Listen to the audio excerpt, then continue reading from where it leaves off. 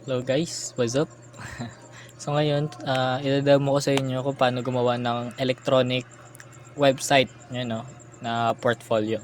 So ngayon, ang gagawin natin is that kasi yung sa task na binigay sa atin ni Ma'am, instruction doon is either gumamit tayo ng Google site, ng Weebly, Figma or any other kind of software applications na pwede tayong makaka-create ng website natin. So ngayon kasi sa akin kasi ang problema ko dun sa is limited yung Google site. So kumbaga hindi mo ma-maximize yung creativity skills mo, no, yung creative skills mo. Kasi limited lang yung doon, yung mga menu doon or yung mga tools na gagamitin mo. So ngayon, I suggested na gamitin nyo na lang yung software application na kalimitan natin ginagamit, no? Kumbaga siya si Canva. Si Canva. Punta lang kayo sa Canva, guys. Si Canva yung gagamitin nating software application to create our electronic website or electronic portfolio. So ngayon, ang gagawin niyo lang, punta lang kayo dito sa website. Yes. Punta kayo dyan sa website, guys. And ito na yung ating first page, kumbaga, no, to create our website. Then, after that, ganun pa rin, parang gumagawa lang rin kayo ng presentation. Pero para sa akin, ganito, punta lang kayong, ito, pwede nyo yung palitan itong background, kung anong gusto nyong color ng background ng, ng portfolio nyo. Para sa akin, red. Ganyan. Tapos, siguro, text. Text. Mag-a-add tayo ng heading. Kumbaga, ang sasabihin natin, hindi siya heading actually, subheading siguro kasi okay, subheading na lang. Lagay natin portfolio or kayo anong gusto nyo or portfolio. Portfolio ayun tayo, parang title ng website natin na kung saan dito natin siya ilalagay sa taas. Okay, gets nyo guys, dito natin siya ilalagay, parang ayan yung name niya, portfolio.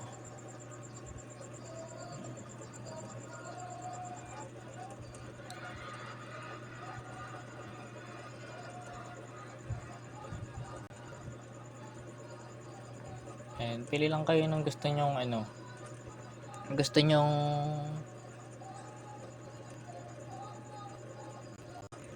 lang guys pili lang kayo ng gusto nyong fonts na gagamitin.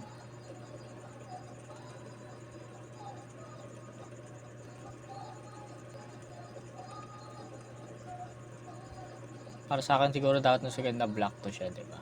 So pili lang kayo ng color ng fonts, ay ng text nyo. Gawin natin siyang white. Okay, kaya yan guys.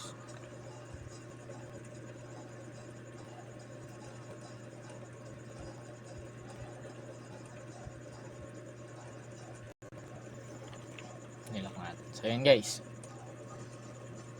Tapos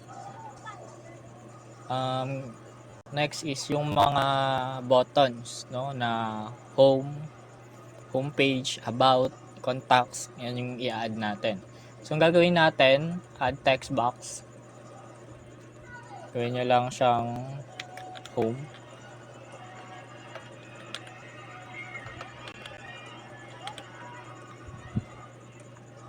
Tapos duplicate nyo lang. There we go. Then nalagay nyo lang siya dito. Kaya kung saan nyo siya gustong guys, ilagay guys kasi to web design. So kumbaga kung ano yung maisip nyong creativity o yung magawa nyo, kung ano yung mga gusto nyo. So magagawa nyo talaga with Canva. So example, eto. Lagay natin dito. I don't think if okay, pantay na. Pero ayan guys Tapos ito, pwede nyo palitan siguro. Para sa akin, papalitan ko siya. Gagamitin natin either si Arial.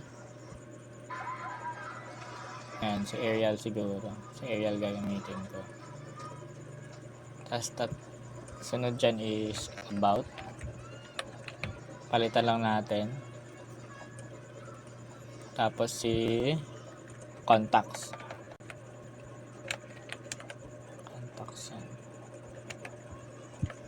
Ito guys, tinuturo ko lang sa inyo dito kung paano yung functionality niya, no? Kung paano siya pa-functions, kung paano siya gagana yung website na ginawa niya. Pero parang masyadong malayo ata. Ayun guys, so ayun guys, kayo na yung bahala kung paano nyo siya i-design. Nakadepende sa inyo.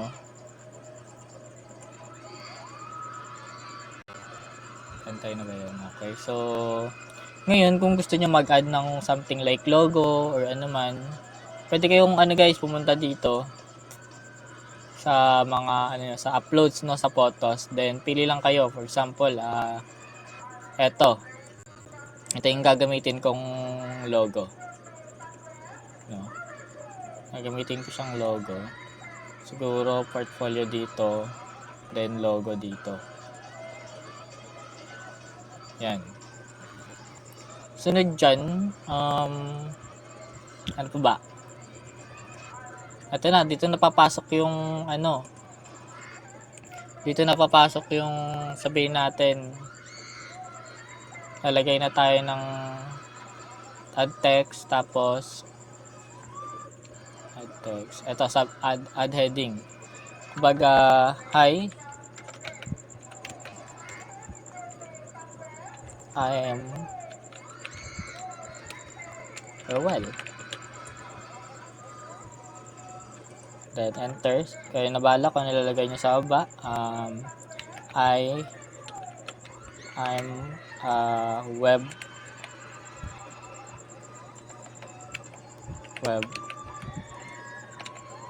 designer. Yan, web designer. Ngayon, pangit naman kasi yan guys kung gaganyan yun.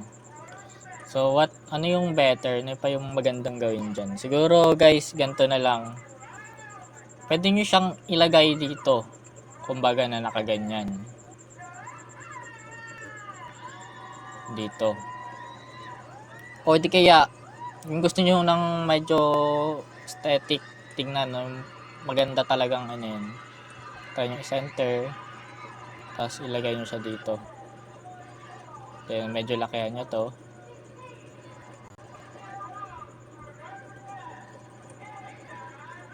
Oops, nag-add tayo ng page.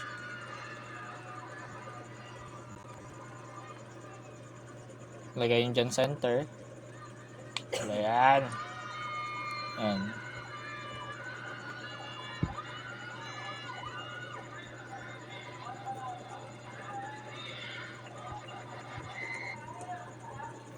Tapos, mag-add kayo ng picture nyo guys. Picture nyo. So, ito akin, no? Ito yung add ko. So, paano ba ito ginagawa guys? Paano ba ito yung ginagawa yung ganito? Yung wala nang yung walang background. So, punta lang kayo sa guys, dito sa kahit anong browser. Punta kayo dyan. Search nyo lang background remover. Para mapadali yung gawain nyo, no? Ngayon lang, upload nyo lang yung image. Then, punta kayo dito. Hanapin ko lang yung picture ko. So, well. Example, ayan guys. Ayan. So, ayan. Yung gagawin nyo dyan is i-remove nyo na yung background. Ngayon, after that, pwede nyo siyang i-download. Free na yun guys, pero lang siya. 500 by 500 na ratio ng or resolution. Pero okay yun guys. So, ito yan siya guys. For example, ito na yan siya. Yung picture ko kanina. So, lalagay ko lang dito. Kasi yung gusto ko ganito eh. Yan. So, ang gagawin natin, pipindutin nyo tong position kung gusto nyong ilipat yung etong text sa likod ko or sa likod ng picture niya. For example, ganito. Position, layers, tapos, saan ba yun? Ito. Lalagay natin siya dito banda sa likod ko.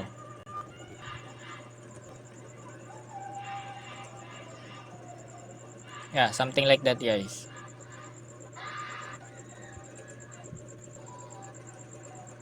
Ito bang malaki? Ayan.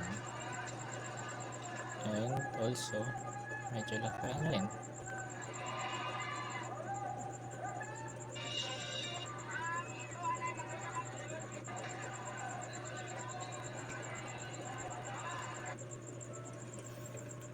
Parang ganyan. Ganyan yung naisip kong design guys eh. Tapos, for example, home, about, contacts. Ito kasi guys, kasi 'di ba sa website, pag pinindot niyo yung about, mapunta kayo sa about na page. Tapos pag pinindot niyo yung contacts, mapunta kayo sa contacts nila. Ngayon, ang gagawin niyo lang dito, pindutin niyo tong home, ay pindutin niyo yung dito, ito. Add page kayo, mag-add kayo ng page. Yan, add page kayo, tapos another add page. Kasi tatlo yung ginamit natin. Itong home, about para dito, tapos contacts naman para dito sa ikatatlong page. So tatlong page lang yung gagawin natin guys. Ngayon, yung gagawin nyo kung paano siya for example dito, para magets nyo, add tayo ito para mas malaki. Ano ba yan? Add heading kayo, then nyo, second page. Ayan, second page para mas makita nyo pa. Second page. Dito naman, third page. Third page. Okay. Third page. Third page, okay? Ngayon, balik kayo dito guys. Ngayon, sabihin nyo, Roel, paano yan? Paano natin yan magagawa? Kasi dito, kung ipi-preview natin yung website natin, tatlong page na yung nagawa natin hindi tayo makapunta, hindi tayo makalipat ng ng ibang page, 'di ba? Ngayon gagawin niyo, i-close niyo to, i-close niyo yan. Dito guys kung gusto niyo i-preview or gawing or parang i-testing yung website niyo if nagpa-function ba siya, pindutin niyo lang itong preview sa taas. Yan. So ayan na, makikita niyo na yung website niyo. Pero meron kasi tayong page 2 at page 3. So dapat pag pinindot natin tong about, mapupunta tayo sa page 2. Tapos pag pinindot natin yung contacts, mapunta tayo sa page 3. Kaso hindi siya nag-work. Paano natin gagawin yun? So ganito yung gagawin nyo guys. Close nyo to. Close nyo yan. Tapos pindutin nyo tong home. Either i-right click nyo or pindutin nyo tong 3 dots. Okay? 3 dots or right click lang. Pag pindutin sa home, right click or 3 dots. So ngayon, home, right click. Tapos pindutin nyo tong link. Itong link, pipindutin nyo yan. Then, ayun, may pipilian kayo dito guys. Second page at third page. So ngayon, gagawin nyo, pipiliin nyo tong second page, ay itong first page para sa home. Then, lagay nyo lang home or kayo na bala guys, no? Pero sa akin, home. Yan, home lang. Then, done. Sunod, about, right click, link, tapos second page. Ay, mali. Okay. Right click, link, tapos second. Ano ba yan? Wait lang guys Right click, link, tapos second page. About. Yan. Pangalanan nyo lang guys para mas ma-organize nyo siya. Then, contacts. Contacts naman tayo, third page, link, tapos i-link nyo siya dito sa third page. Contacts. Yan. So, and done. Ngayon, eto na. So, yung problem natin kanina is di tayo makapunta sa second page at third page. Ngayon, pag pupunta tayo ulit sa preview guys para i-test natin kung nagfa-function na ba yung website natin. Ngayon, pindutin nyo yung preview, then ayan na. Meron na tayo yung home button, about, and contact. So dapat, pag pinindot natin itong about, punta na tayo sa second page. Now, try natin. So home. Okay, so napunta tayo sa home. second page. Ay guys, wait lang. Mali. Mali guys, huwag nyo palang i-rename yun guys Ay guys. Gagawin nyo lang guys, edit link. Home, delete nyo yan. Right click nyo guys. Hindi nyo na pala i-rename guys, mali yung ginawa ko guys. Hindi nyo na i-rename guys, pag pindot nyo agad ng untitled nakalagay, done nyo na agad, okay? Edit link, delete natin yan. Right click ulit, link, tapos second page, done. Edit link natin ulit, okay, yan. Tapos right click, link, tapos i-link natin siya sa third page na untitled, then done. Okay na yan. Ngayon, so ayun guys, sorry no, sa nagkawali tayo. So punta ulit tayo sa preview, no? Ito-test natin yung page natin, no, yung functionality niya. Ngayon, preview natin. Then pag pinindot natin tong about, makapunta tayo sa second page. Gets nyo? Pag pinindot natin yung contacts, mapunta tayo sa third page. Ngayon, kung gusto nyo, example, gusto nyo bumalik ng ng home, kaso wala kayong button dito. Kasi ito guys, wala to navigation lang to no, para makita nyo lang Kasi actually walang ganyan dito sa sa real na website, walang ganyan na navigation. So kahit tanggalin natin yung navigation, paano tayo makakapunta, no? Katulad niyan, pinindot natin yung about. So paano tayo makakabalik doon sa sa home? Kasi walang button pabalik. Ngayon gagawin niyo lang guys, pindutin niyo lang tong home, copy, then paste nyo lang dito. Okay? About kakopy nyo siya, tapos pa-page nyo ulit dito sa second page. Kasi every page dapat guys, may button talaga yan siya, no? Kung saan gusto nyong path mapunta or page na mapunta.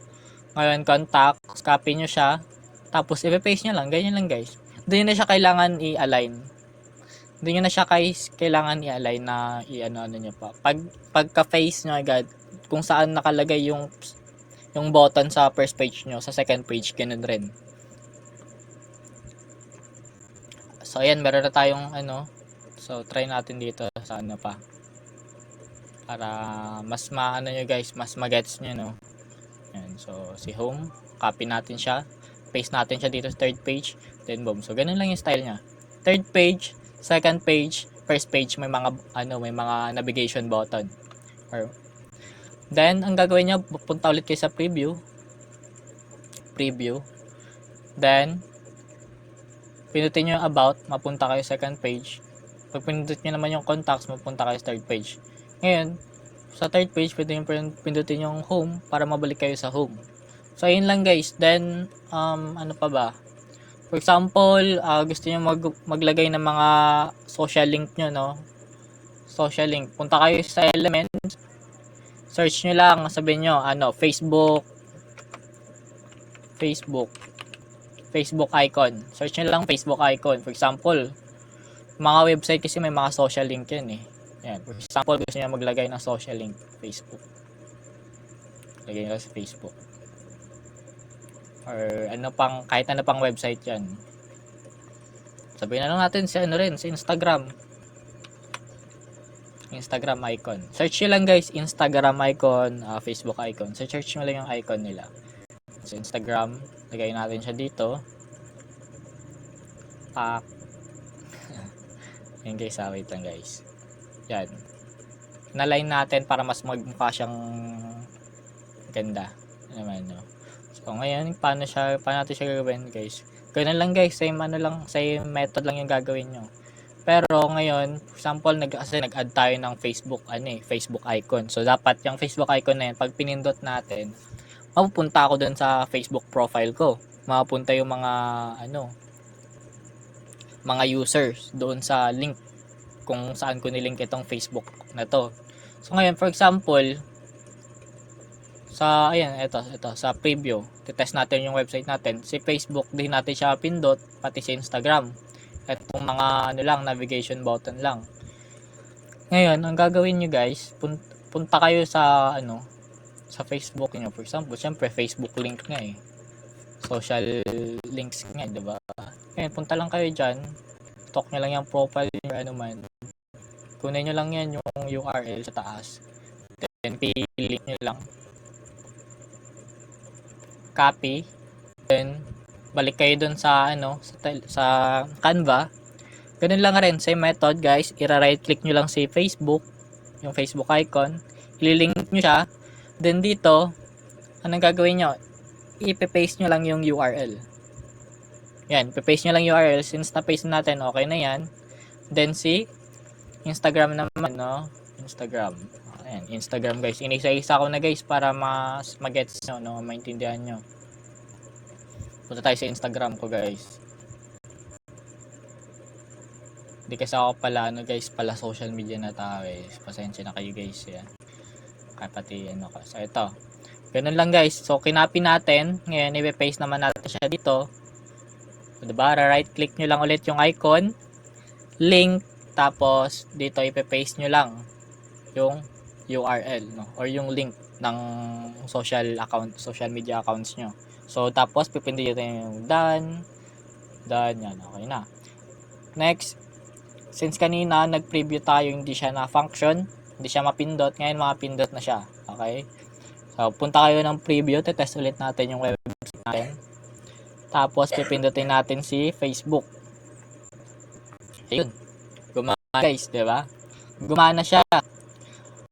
Next naman is yung Instagram. Tanggalin natin yan para kapanipaniwala naman, no?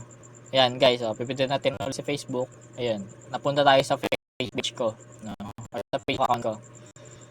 Ayan. So naman si Instagram. Ayan, pipindutin natin si Instagram. Then, ayun. Napunta ako sa Instagram account ko. Ngayon, para siya, no, magmukhang functional talaga siya, kung magmukhang talaga siya, pwede talaga siyang pindutin or magmukhang link talaga siya. Lagyan natin ng konting animation.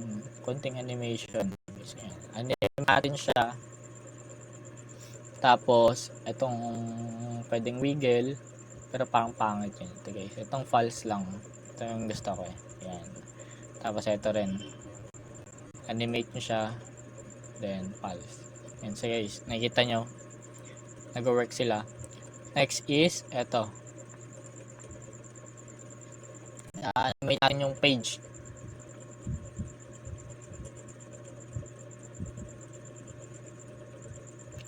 So, ito na lang gagamitin natin. So, pag i-animate nyo yung page nyo guys, pwede kayong pumunta dito sa page animation. No? Tapos, pwede nyo siyang i-apply all pages. No? Pag in-apply, kasi guys, pag ito lang talaga. Pag in-apply nyo siya sa all pages, pati yung page 2, page 3, ganun rin yung animation niya. So, for example, ngayon, since dito muna tayo sana sa icon na nilagyan natin animation kayo. So, i-preview nyo. Diba? Pini-preview nyo. Wait lang, guys, wait lang. Ayun natin yung animation nila. Hindi yata, pals. Next is Facebook pals. Ayan. Then, okay. Then natin. So, ayun na guys, nakikita nyo. Ito yung social media links natin kanina. Nilagyan natin animation. Nilagyan natin siya ng link, no? Na kung saan pag pinindot natin siya, mapunta tayo dun sa social links natin. Sa social account natin. Ganun lang guys. Sa other kayo na yung bahala.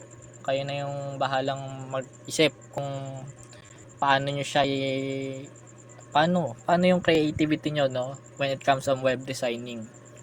So, ayun lang guys, may tuturo ko sa inyo, no? Very madali lang yan para sa inyo. Alam ko kasi nagamit naman kayo ng Canva, lagi niyo naman ginagamit yan. So dito guys, ang tinuro ko na, alam niyo naman mag-design. So dito ang tinuro ko na lang guys is kung paano yung functionality niya, no? Paano yung functionality niya nagwo-work. So ganun lang guys. So maraming salamat and I hope na masundan niyo yung video. Yan. So, for example, hindi guys, okay. So, kung gusto niyo namang i-publish, for example, kanina ito kasi preview lang. Ngayon, kung gusto niyo namang i-publish yung website niyo, pwede siyang, ito, pindutin niyo lang tong publish. Yan, nakikita niyo yan, publish. Pipindutin niyo lang yan. Tapos, ang gagawin niyo is, wait nyo lang guys, ayan. Pwede niyo i-publish. Ito guys, yung preview niyo. Okay. Sa preview ito, pwede nyo maano siya sa kung gusto niyo makita sa mobile, ganyan rin. Kasi hindi siya optimize sa mobile eh.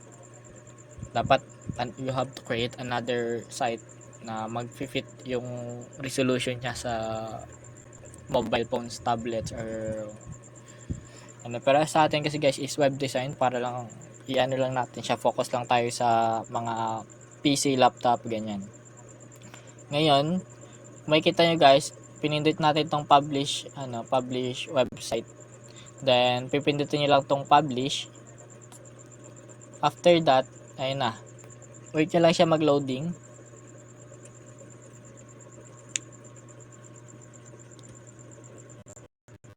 Ayan guys, web nyo lang siya mag-loading, then view site. Or pwede nyo i-copy guys kasi kahit saan pwede nyo siya. Try natin tong copy.